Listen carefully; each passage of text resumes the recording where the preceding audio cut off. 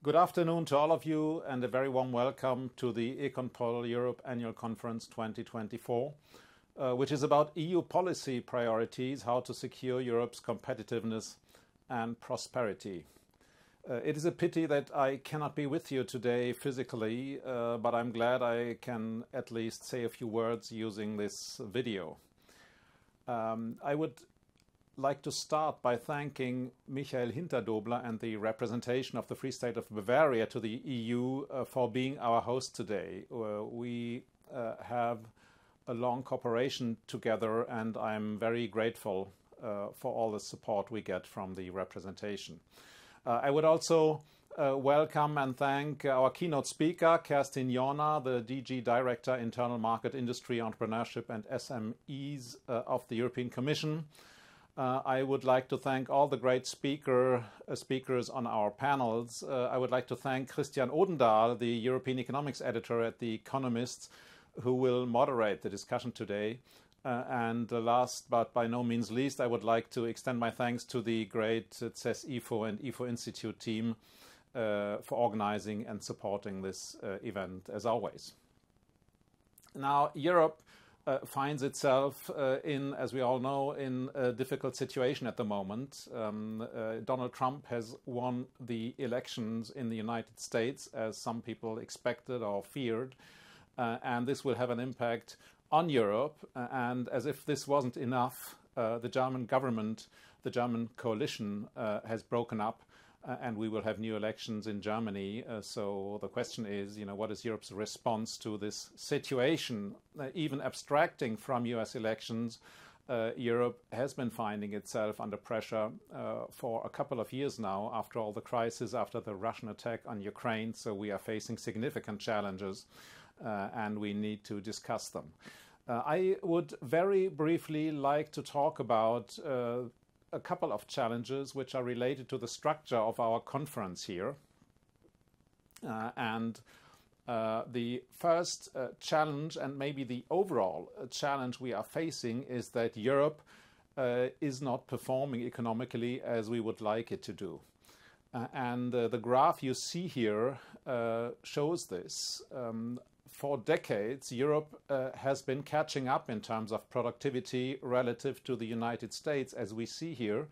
But somewhat tragically, around the year 2000, we see that this catching up process has stopped. And this was the very moment when European policymakers agreed on the Lisbon process. And there the objective was to make Europe the most competitive knowledge-based economy in the world. And what we see is that this turned out to be a failure.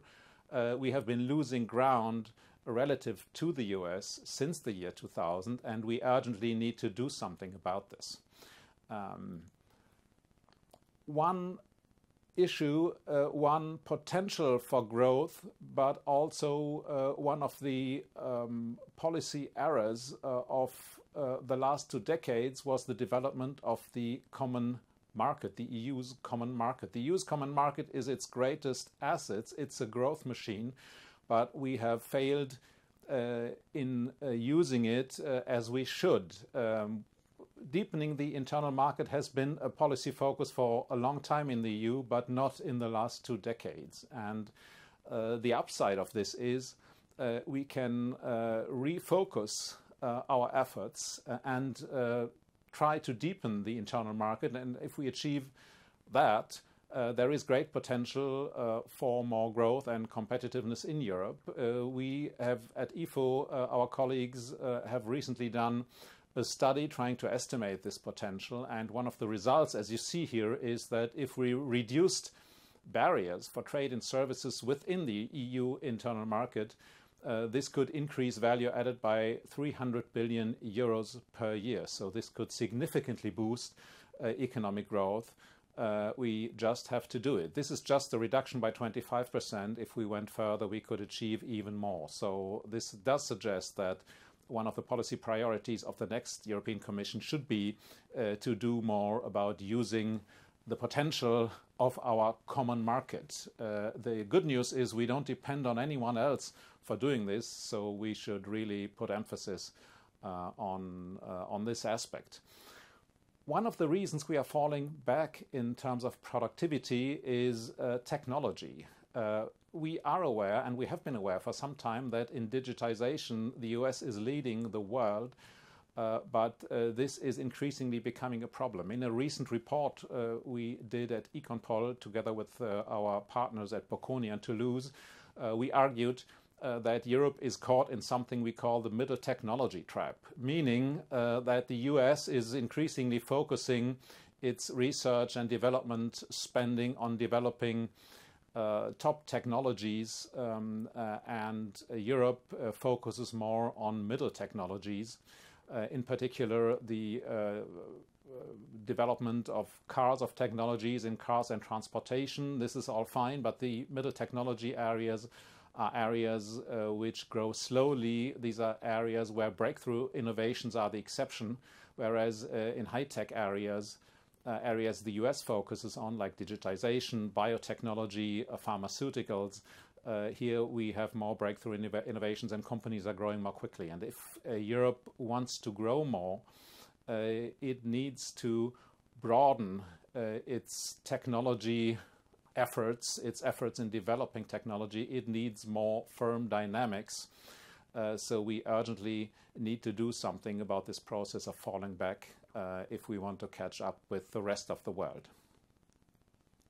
Something else that has characterized economic and fiscal policy in Europe for decades now is the reduction of defense spending. So after the fall of the Iron Curtain, European countries have very much reduced their defense spending. What you see here on this slide is an estimate of what you might call the peace dividend.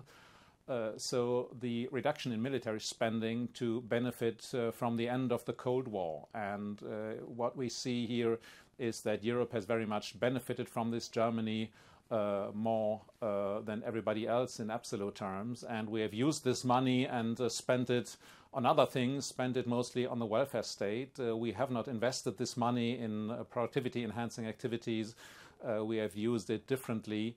And this process has clearly come to an end. It was convenient to do so, but it was also short-sighted. And the US government has been asking for some time now that the Europeans increase their efforts on defense spending, and it is quite obvious that this has become very urgent. So we need to do something about our own defense capabilities. Of course, defense capability is more than coming up with money, but more money will be needed. We also need a different organization of our armies, of the Bundeswehr in particular, but also about other national armed forces. And we will have to spend more if we do not cooperate in Europe. So one very important dimension is how do we organize more cooperation in defense spending, more cooperation in our defense industries and in procurement. Will we ever succeed in doing that? Europe is late here. Europe has missed a lot of time. Europe has failed to draw the consequences from the first Trump presidency. It is, as it were, 12 now. We urgently need to act. Now, these are significant challenges, and I'm very glad that at this conference, we have the opportunity to discuss these things and make a contribution to addressing these very pressing issues to make sure that Europe can cope with the challenges before us. So I would like to wish you a very productive and inspiring conferences. Again, thanks to all of you for being here today. And as I said, I very much regret not being able to be with you personally, but I will take a close look at the proceedings and at the results of this conference, and I'm very much looking forward to that. Thank you very much and have a great conference.